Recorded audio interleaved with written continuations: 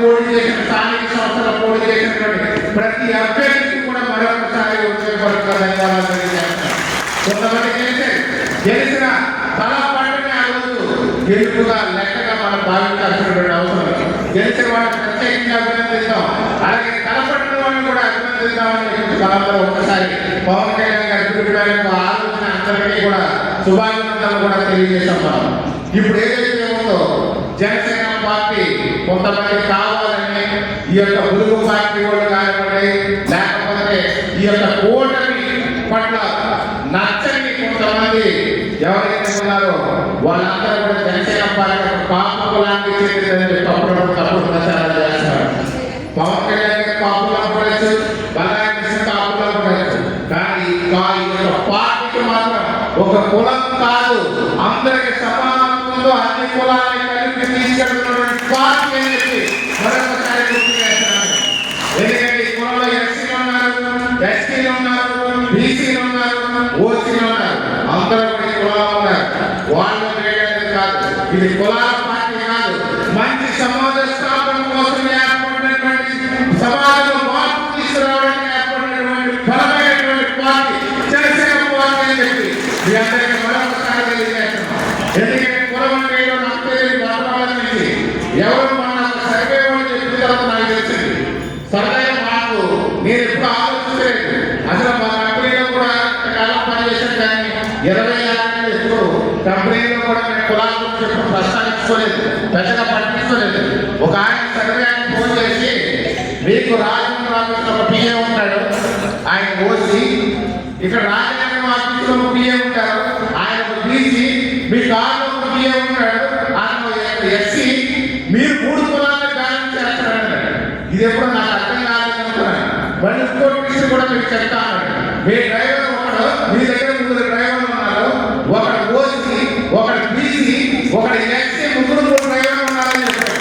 అంటే కులాలకి నాకు తెలియకుండా నాకు ఉన్నటువంటి ఏదైతే ఈ యొక్క పొలిటికల్ సపోర్ట్గా ఉన్నారో, వాళ్ళు ఏదైతే పొలిటికల్ ప్రజల యొక్క పనులు చేస్తున్నారో వాళ్ళు 3 కులాలు ఉన్నారు, ఓసీ, బీసీ, ఎస్సీ ఉన్నారు. మా యొక్క రాజస్థానంలో కూడా ఓసీ, ఎస్సీ, బీసీ ఉన్నారు. ఇది మాకు తెలియనటువంటి జరిగింది. అంటే మాకే కులాలు అనేది లేదు, పవన్ కళ్యాణ్ గారి కులాలు లేదు. అంటే కులాలు సమానంగా పెడతాం, అందరితో సమానంగా పెడతాం, అన్ని కులాలు కాదు, మానవత్వం అనే కులంతో ఏర్పడ్డ పార్టీ జనసేన పార్టీ. మరొకసారి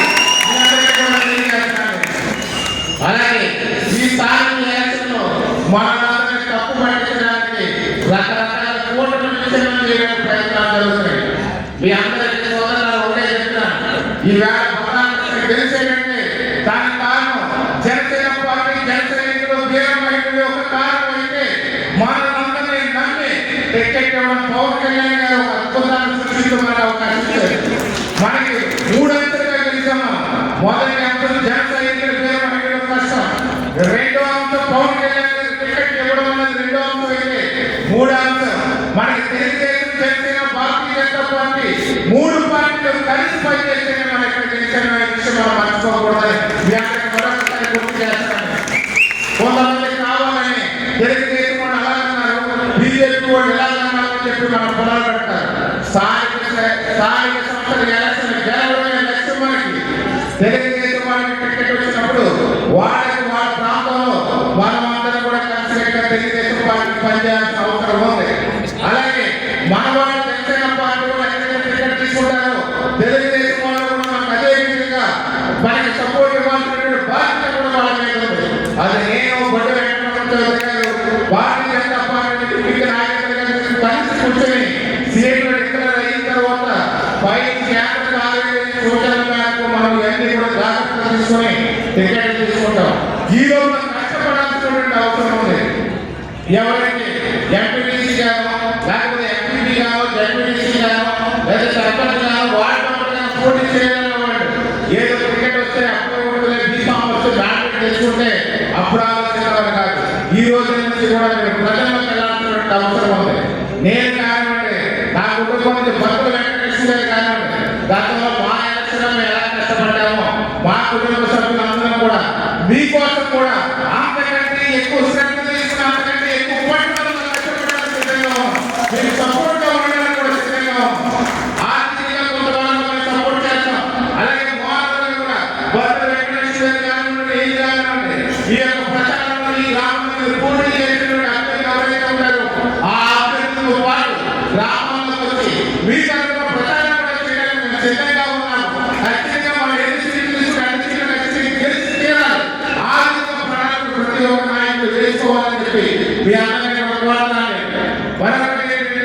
ఈ యొక్క కొంతమంది పొరుగు పార్టీ వాళ్ళు కావాలని మన కూటమిలో ఉన్నటువంటి స్థానిక ఎలక్షన్లో తీసి పెట్టాలని చూస్తారు. ఎవరు కూడా దాంట్లో పడదు. పెట్టుకోవాలి మరొకసారి కూడా తెలియజేస్తాను. అదేవిధంగా చూస్తే పుష్కరాలు వస్తున్నాయి. పుష్కరాలు కూడా అద్భుతంగా మన పుష్కరాలు ల్యాండ్ మార్క్ రాజమండ్రి కాబోతుంది. గతంలో పుష్కరాలు అంటే రాజమండ్రి అనేవాడు, కానీ రాజమండ్రిలో శ్రీకాకుళం విశిష్టత గురించి ఈ రోజున బీబీసీ ఛానల్ వాళ్ళు కూడా మాట్లాడుతున్నారు. అలాంటి పరిస్థితి ఉంది. రోడ్లు వస్తాయి, దానివల్ల ట్రైన్స్ వస్తాయి, డ్రింకింగ్ వాటర్ ఫెసిలిటీస్ అన్ని కూడా చాలా కష్టాల నుంచి వచ్చినటువంటి పార్టీ.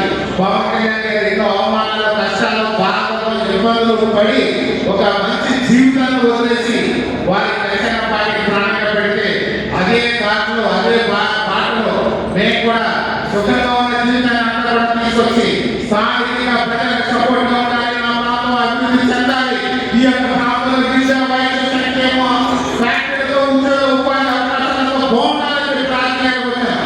ఆ దిశలో మనం ప్రయాణం చేస్తాం. ఖచ్చితంగా అభివృద్ధి చేసి చూపిస్తాం. మనందరూ కూడా చేసిన